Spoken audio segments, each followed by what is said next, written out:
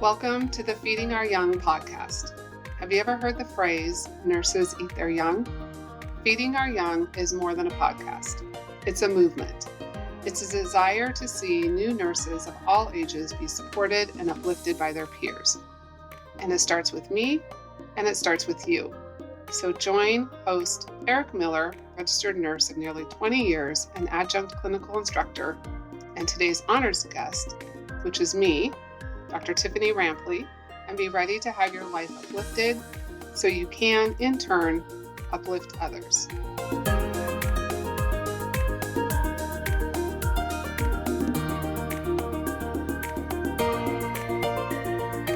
Welcome to the Feeding Our Young podcast.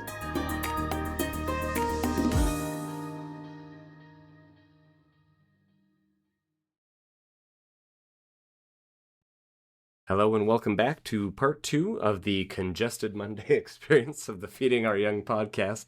We're managing through, and for those that maybe for whatever reason skipped the first episode, don't go back. We are telling the incredible story of Dr. Tiffanie Rampley, and by we I mean she is, because I wasn't there. And so she has so far brought us some incredible I just love your story, Tiffanie. I can't even, I'm not even going to try and wax eloquent about it because you're doing plenty of that yourself.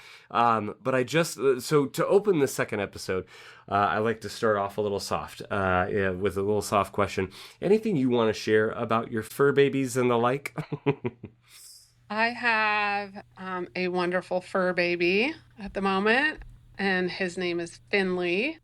Finley. And he is a Jack Russell Chihuahua mix. And I rescued him when I lived in Arizona. He was found wandering across the street. But he is now 12. So I've had him since he was 5 months old. Yeah, and he's my little baby. Oh, so cute. But I didn't research dog breed because I had had a couple of cats, but not a dog for a long time because I worked so much all the time. And so we just never could get a dog because I was always working 12 hours, traveling all the time with the different jobs I had.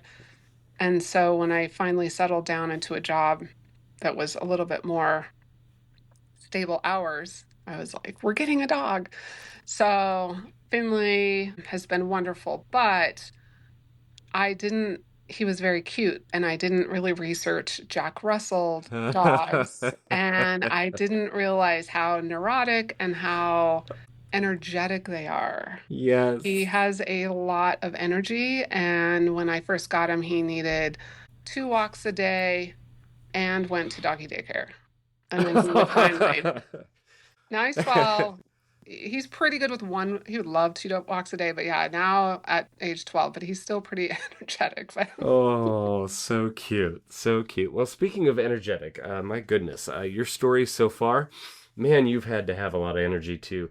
I feel like I've had to try and summon up enough energy just to keep up with your story so far, leading through your deployment in 2008. So like I said, if you guys, for whatever reason, skipped that first episode and have just kind of jumped over here, go back and listen to it in its entirety. We just finished talking about her deployment. Just incredible. I mean, and I don't want to minimize anybody's feelings as far as you're going to have tough shifts, you're going to have tough patients, you're going to have whatever roles you have.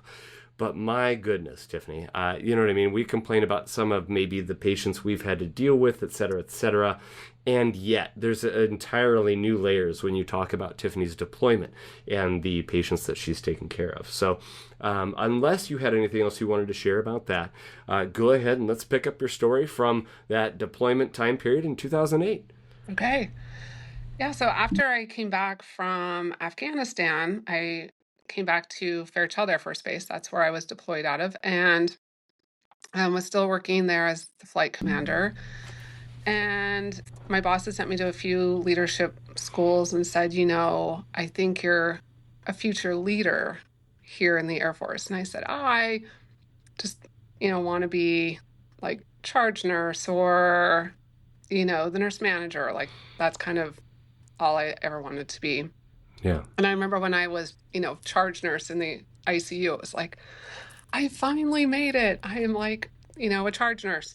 But in the military, as you make rank, you kind of rank yourself right out of the bedside. And so my commander said, I think I'm going to put you in for a special duty assignment to the Air Force headquarters in Washington, D.C. She's like, they're looking for someone to be an executive officer to the chief of the Air Force Nurse Corps.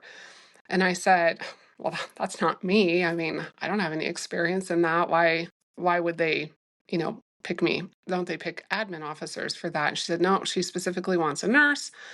And so she said, I'm going to put your name in. I need you to, write this letter or whatever. And I thought, that's great, put me in, but there's no way that I'm going to be picked to go to, work in Washington, D.C. and, work for a general who's the chief of the nurse corps.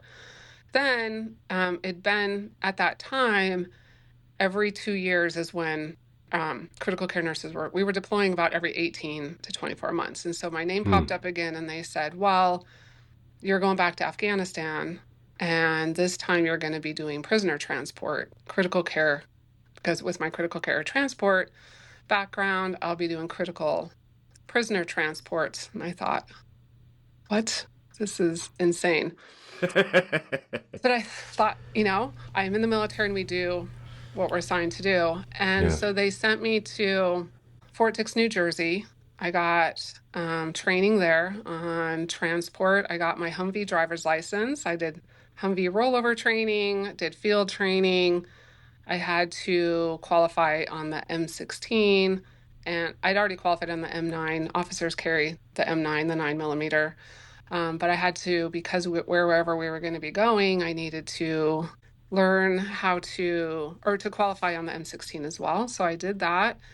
While I was there, I get a call from my commander, and she says, the Air Force chief nurse, which is a 2-star general, reviewed your application and you made the top 5 and she wants to interview you.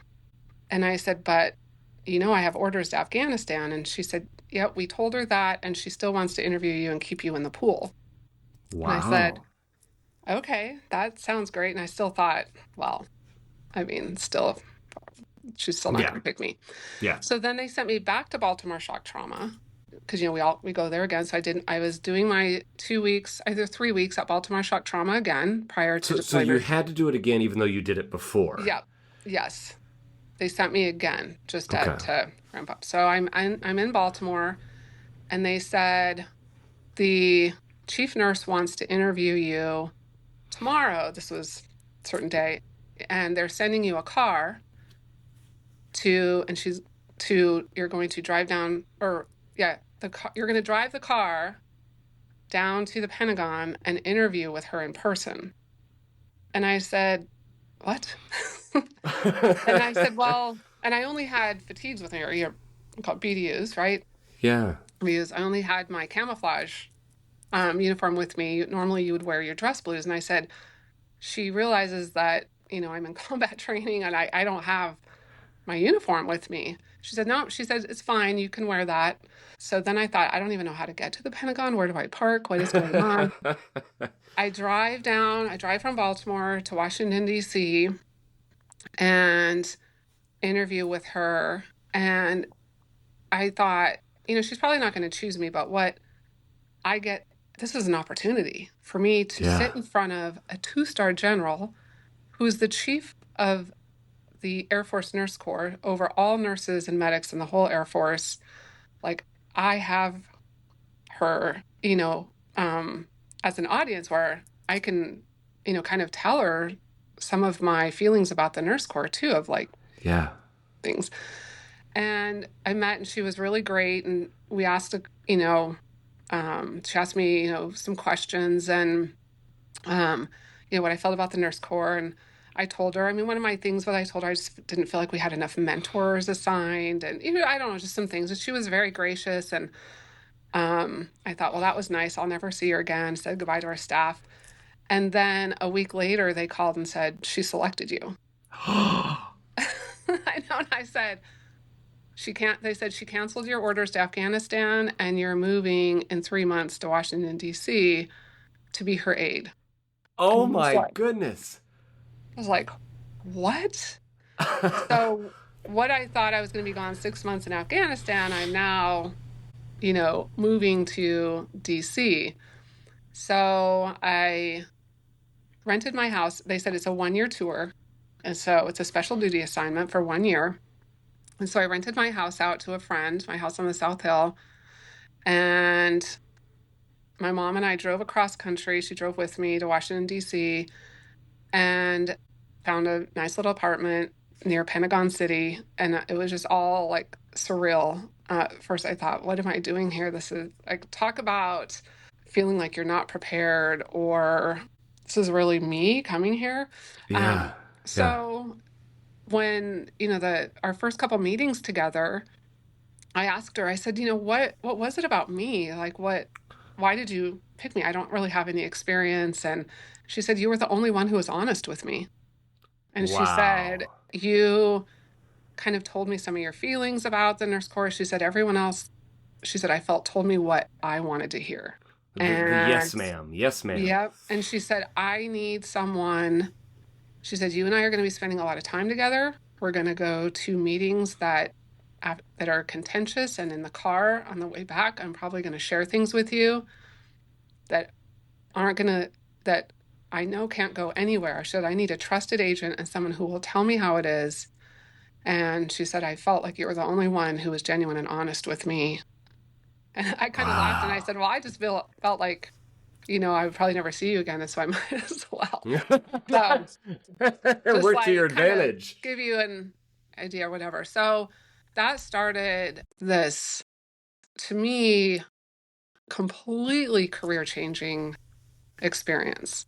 Yeah. So in that role, which I could also talk about for hours, but I will make it kind of brief. But in that role, so my whole job was to be, they called it executive officer, but it's like an aide. She was a 2-star general, over in the assistant surgeon general. So our office was in the surgeon general's office in the Pentagon. And so, one, I had to learn the Pentagon, which is huge. I mean, the Mm-hmm. Pentagon is a city within itself.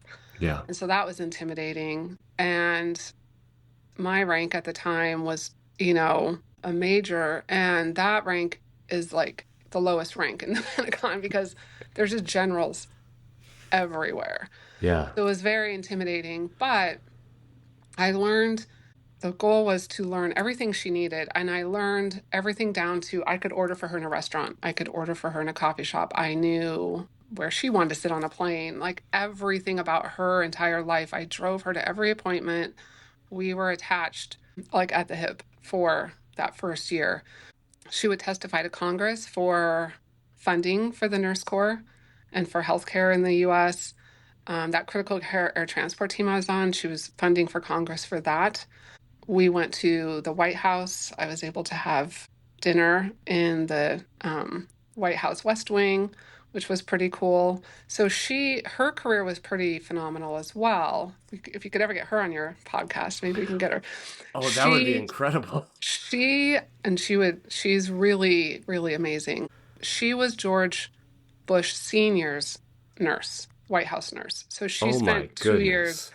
So she knew a lot of people at the White House, and she has amazing stories from being, they used to call him Papa Bush, but yeah, Bush Oh Sr. my She was his gosh. nurse and traveled around with him in Air Force One and everywhere. And so she was, I mean, phenomenal herself. So I learned so much from her. But yeah, like be able to go to Congress, able to see the workings of the White House was pretty eye-opening, where before I went, I had no idea how any of it worked.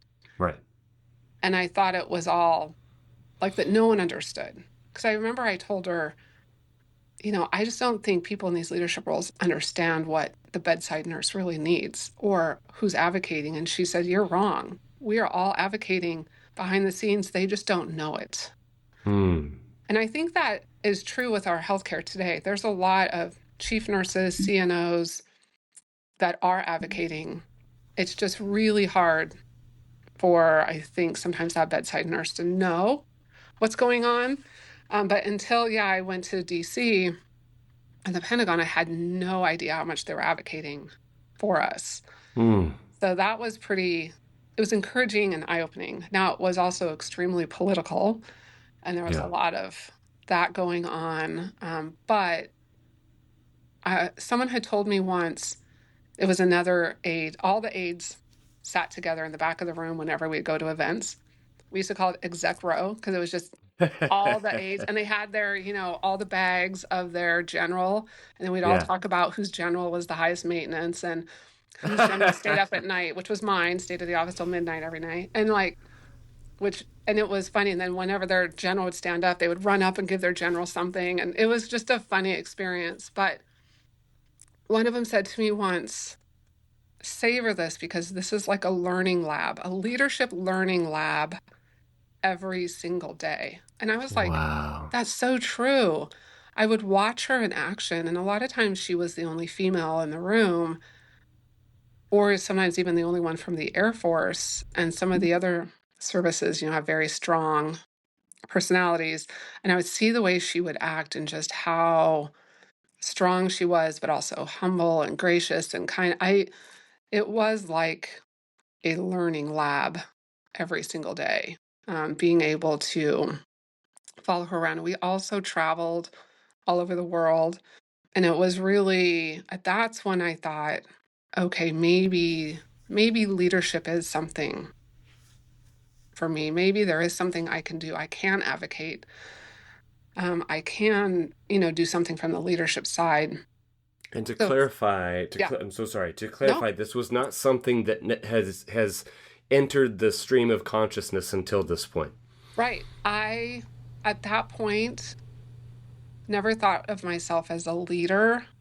I mean, in the Air Force, you take all these leadership classes because you make Yeah. rank, but it's just Yeah. kind of like you take a leadership class and it doesn't mean like leadership or taking the leadership route wasn't. I wanted, like, she would ask me what I want to do, and I kept telling her I would just want to go back and do something in critical care. And she Yeah. would say, well, maybe you want to be a CNS or critical care or acute care NP or something.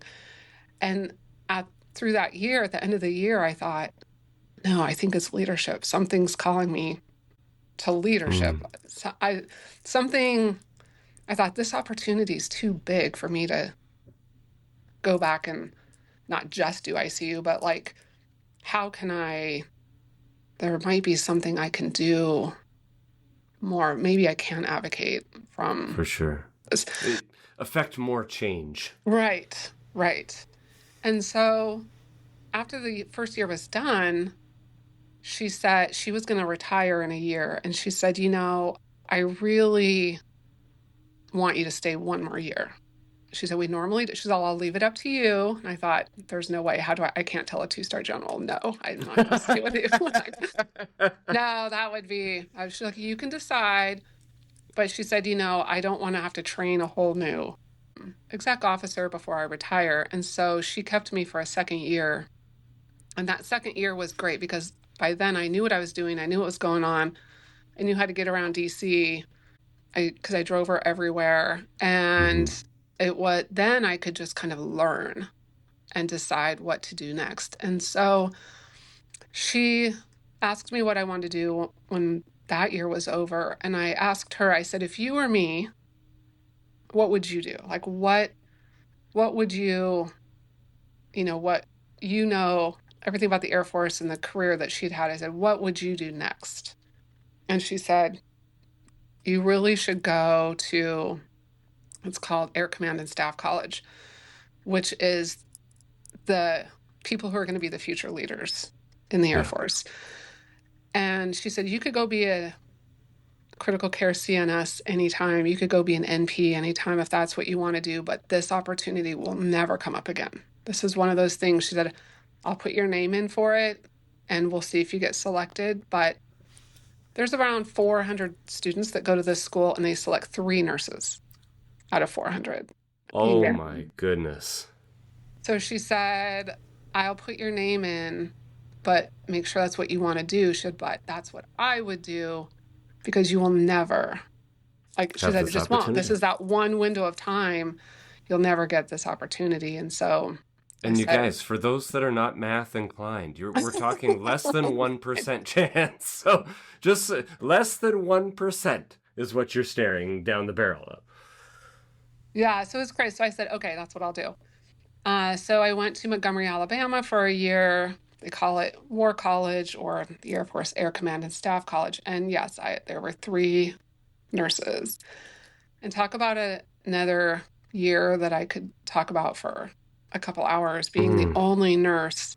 So there's people from the Air Force, Army, Navy, Coast Guard, and then we had a lot of international officers. I think there was 100 international officers there. There was a pilot from Afghanistan, Egypt, Poland, Norway, Spain, Mexico, like multiple countries too that were part of this group. And so you had to get I had a top secret security clearance already. So we had lots of top secret meetings, and it was all like war planning. And for me, it was interesting because we played these big war games, which was I had to spend a lot of extra time studying because it wasn't just part of it's like I'm a nurse. I was gonna say, whereas many of the people who are in here maybe have a leg up on you in that regards. Yes. Yeah. They're, pilots and operations officers that are doing more of this in their day-to-day jobs. And I'd be like, oh, we need to bomb this village or this. And I was like, no, like, I was like, no, like humanitarian, like we need to do like humanitarian aid first or something.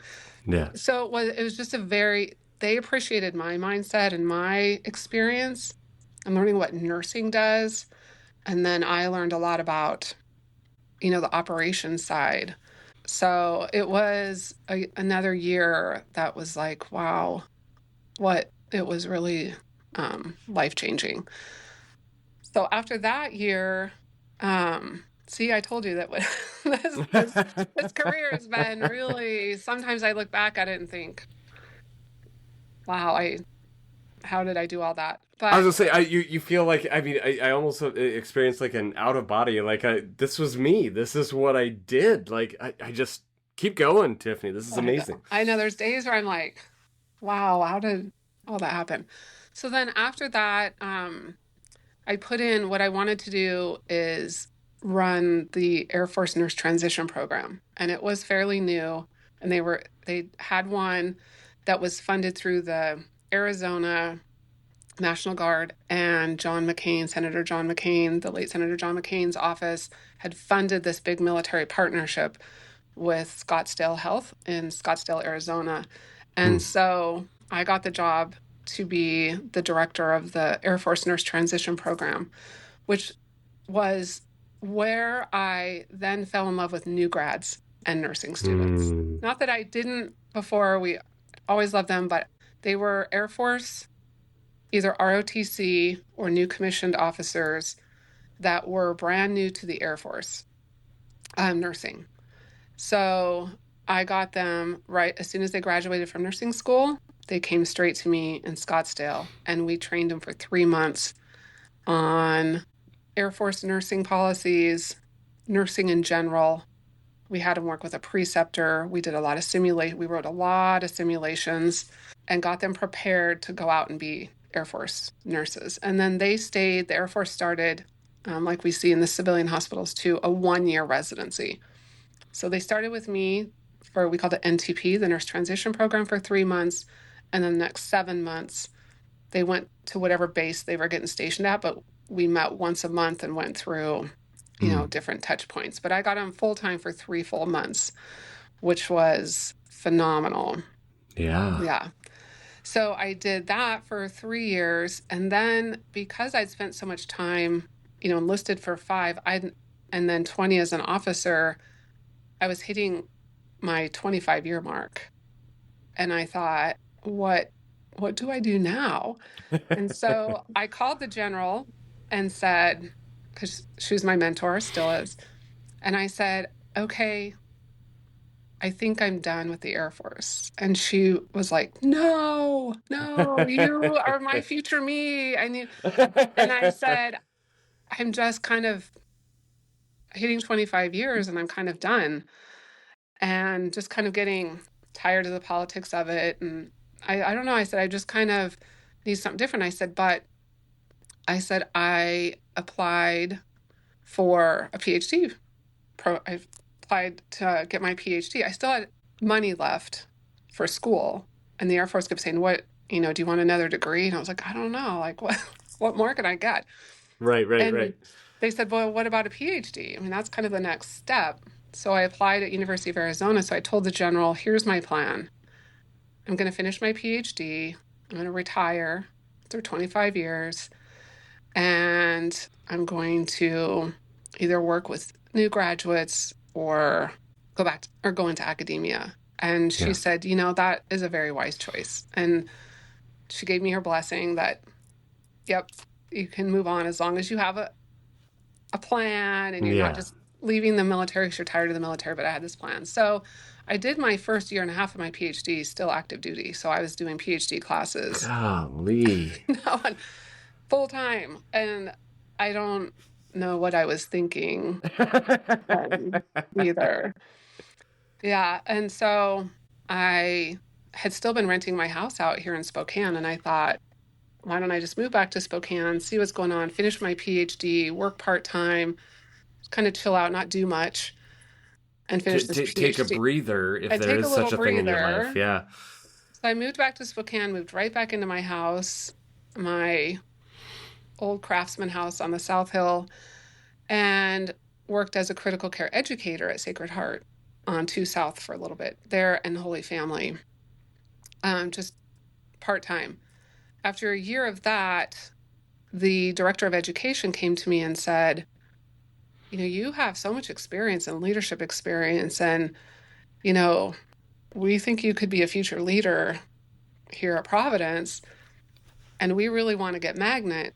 And you worked in a magnet facility, which was the hospital in Arizona. Would you start our magnet program? Now, I could talk about magnet also for another hour.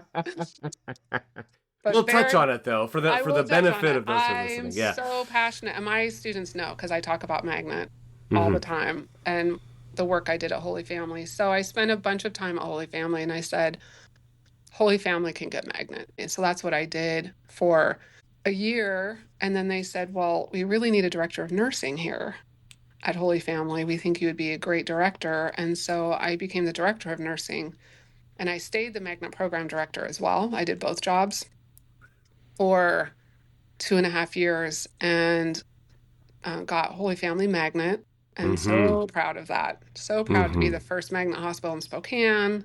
Yes. Only the 4th magnet hospital in the whole state of Washington, which is huge.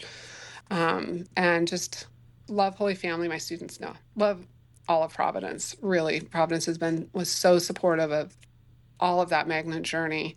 Yeah. But Holy Family, definitely. They used to call me the Holy Dawn because I was the director of nursing. So that's my nickname there. So if you ever walk around Holy Family and ask who the Holy Dawn is, Holy Dawn. The Holy Dawn was my name. Yeah. If I need to address you that way moving forward, please by all means let me know. Yeah, they still call me that if I go to Holy Family because I still work with them for help. And try to still I mentored the new magnet person there, Angie, who's done phenomenal, but love magnet, and huge advocate and proponent of nursing excellence, which is what magnet stands for. So then they were really looking for a director for the BSN program here at WSU, and I know the dean well because she was on my committee at University of Arizona for my PhD. And I thought, I've spent 6 years at Providence, maybe moving into academia would be great. Yeah. So I started teaching at WSU part-time 4 years ago, and then 2 years ago took this role as the program director, and have loved.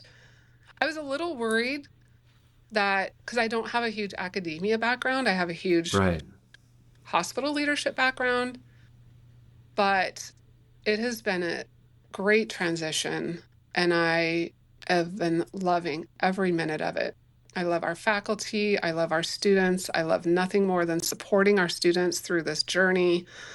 And yeah, I feel like I'm exactly where I'm supposed to be at this moment. And I just, and that statement right there is fulfilling enough by itself. But after hearing your entire journey, super encapsulated, of course. But you know what I mean? But hearing that journey and you now saying, even right now today, this is where I'm supposed to be. Like, that's huge. That's huge. Yeah. There's so many people, myself included, at various points in my life that felt like I cannot wait to get to that point where I can say, yes, I do actually feel. It's not a matter of feeling comfortable in the clothes that you're wearing or the shoes that you're wearing, as the case may be, but the fact that you are like, no, this is, you feel like you've stepped into maybe that role that you're supposed to be doing in life at this time, right? Is that does that make sense? Am I making sense, or am I congestedly rambling off this weird crazy train? It makes sense to me, because sometimes I look back and I think, man, this path could have taken me so many places. Yeah. And there's some days where I'm like, one, it brought me right back home, Mm-hmm. which is so interesting. But I had all these experiences, but I was like, but all that helps really inform who I am today, Yeah. and the leadership roles that I've had since. And I think sometimes the message that I'll give students or people asking for mentorship and career advice, I said, a lot of times, see who's been reaching out to you or things that have been happening, because usually you'll get picked for these things, not even knowing that's the path you're supposed to be on, right? Mm-hmm. I adjusted too. Yeah, so it's like I didn't really, none of the, except for critical care, and then, deciding to do labor and delivery because it was a need and I wanted the assignment to California. I was going to say, and your ticket to California, and yes. my ticket to California. But other than that, every job really since then was stuff that was sort of picked for me or pushed. But people, like I have that commander that really pushed me and said, no, I see something in you that you don't see in yourself. Yeah. And sometimes that, we have to look when someone comes up to you and says, I think you'd be really good at this or that, or you're doing really good at something. Sometimes these jobs find their way to you and you don't even know why or how. Well, and the other thing I think to take away with that too, nursing student or nurse who's, who gets those prompts from others in that regards. Like, because it'd be one thing if I said that to a practicum student I had early on in my career. But you know what I mean? And having had a few practicum students. But then as you have more students, or in your case, you have more staff, or whatever the case may be, if someone comes to you and says, I really see this in you, and this is someone who has advanced well in their career, whatever the case may be, and I'm not saying that of me necessarily, I'm just saying, like, if someone has this wide perspective and has seen numerous students over X number of years, or has worked with numerous staff over X number of years, and they say, I see something in you, they're not blowing smoke up your rear. You know what I mean? They Right. do. That is something that you stood out for whatever reason that may be, right? Yeah, absolutely. And, that's what I think the one thing I did too, and you're probably already going to ask them that what I tell nursing students, but, and some faculty too is, and I told people this in the Air Force all the time, they would say, well, I really want to do this, or, and in the Air Force and in all nursing, really, there's a million opportunities. There are so many things you could do. And like, well, I really want to do this or that. Bloom where you're planted. I mean, we hear it all the time, but it's so true. If you do a really good job in the job you're doing, like I remember when I left labor and delivery, I said, the nurses were like, I don't understand. Like, you seemed like you loved it. I said, I gave it my all because I'm going to do the best job I can wherever I am, even if it's not the exact job I enjoy right now. I'm still going to give it 100% because that's, a part of who I am. But that's, my duty as a nurse, as a professional, is that I'm going to work as hard as I can in the job I am now. I said, and if you do that, people will notice, and then you will be able to apply for those jobs that you want. But if you have a negative attitude and you don't want to do it and you just want to get out of there or whatever, or if you go to a new job and if you're nursing student and you know, start in med surg, which is what I highly recommend all our students. I kind of missed out. I sort of wish I did a year or two of med surg first because it was such a learning curve for me. But bloom where you are in med surg or in the ER, wherever you are, and then in 2 years you can see where that next step is going to be. Mm-hmm. Mm-hmm. And you talk about giving that 100%. That's something I preach to my students all the time. Giving that 100% in where you're at. And yes, like you said, it'll open the door to other opportunities as people see you doing the work and putting forth the effort that maybe others are not. But internally, even if you're like, oh man, I have no desire to go anywhere else, I don't want to do anything else, okay, great. And you're not saying you're more valuable if you go other places and advance ranks and do all the things. But internally, if you give your 100%, then you can look back on those days during that period of time or whatever and go, no, you know what? I am proud of the work I did. I am proud of the people I took care of. I'm proud of the people I poured into because I didn't, you know what I mean? For lack of a better term, half-ass it. I didn't, you know what I mean? I gave it my all while I was there. And that feeling in and of itself, let alone the bennies that come alongside that, that feeling is something that is worth chasing. I cannot stress that enough. Yeah. And to me too, I thought, one, the patients deserve that. They deserve everything. They deserve you to be there 100% for them. And your coworkers deserve that. You need to be that team member no matter where you're working at the time. Yeah.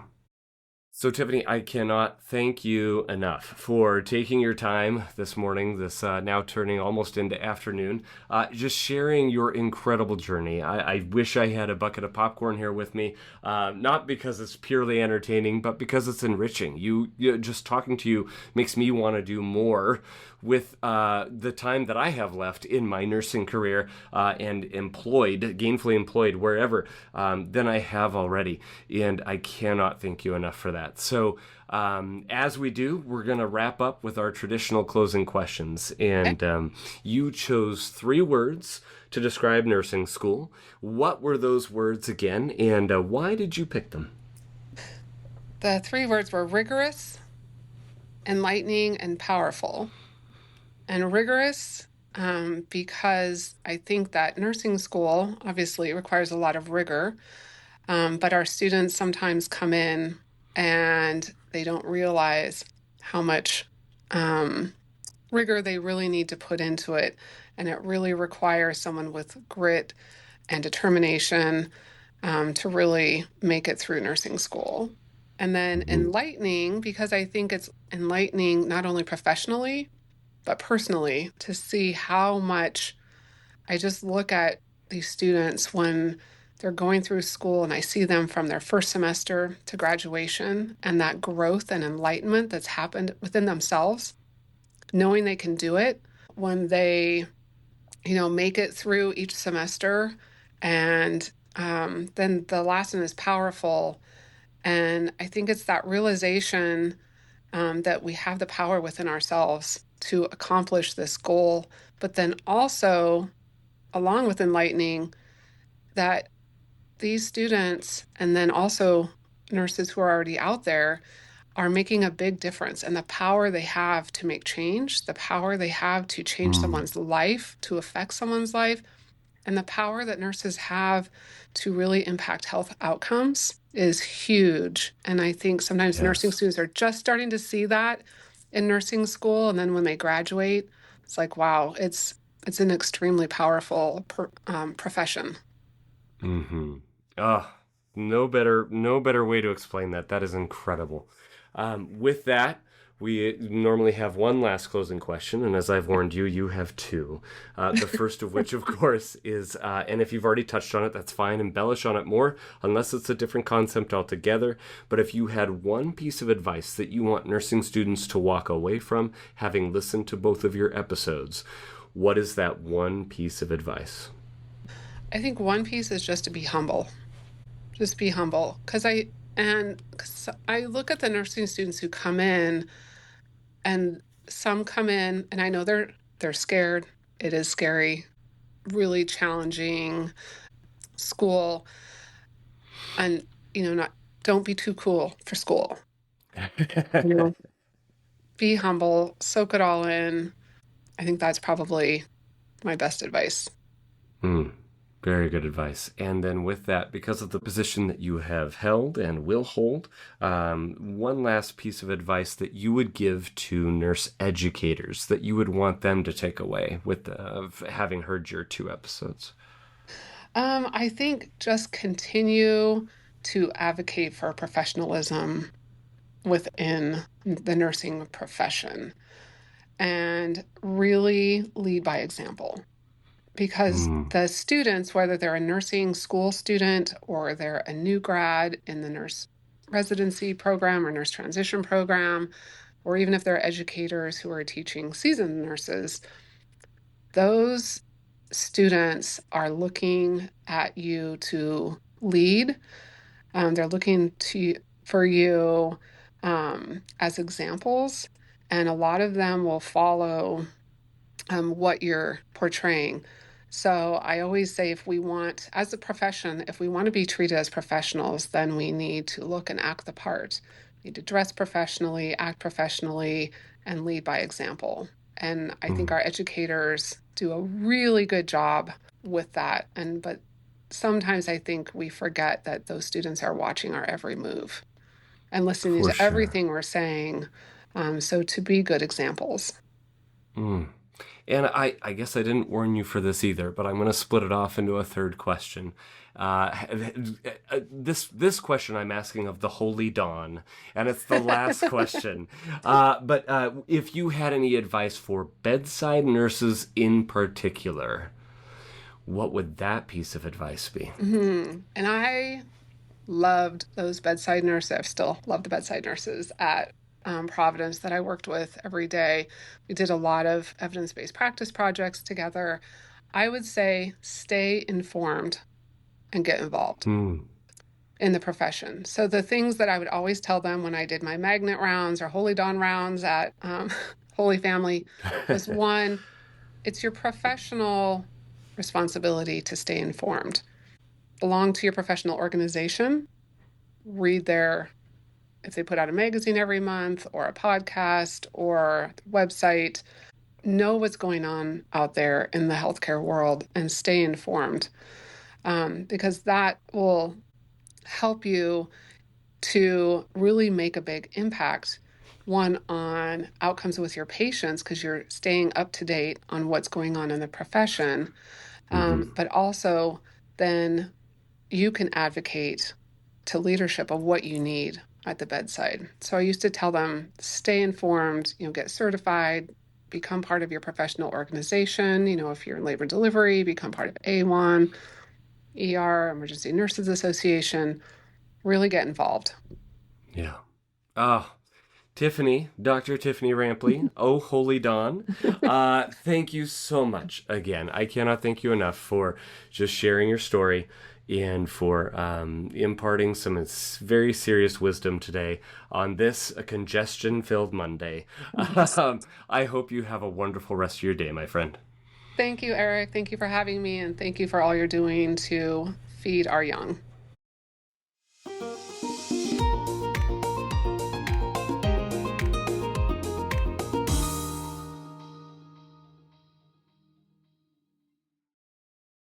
Here's what's happening on the next episode of Feeding Our Young.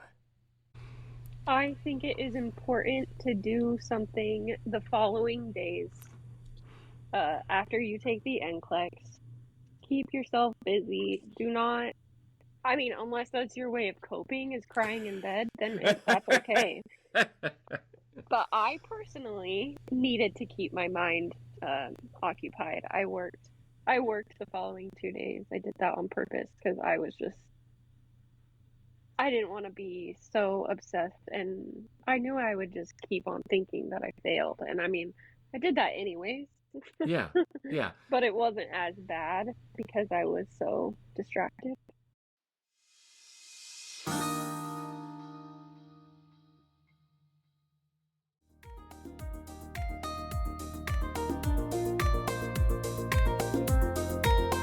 Did you like today's episode of Feeding Our Young? Let today's honored guest know by emailing us at thanks@feedingouryoung.org. Also, if you are a nursing student, nurse, or a nursing instructor and would like to be featured on a future episode, please email us a few details about yourself at the very special email address mystory@feedingouryoung.org. If you have a question you would like addressed in a future Q&A episode, please send it to q@feedingouryoung.org.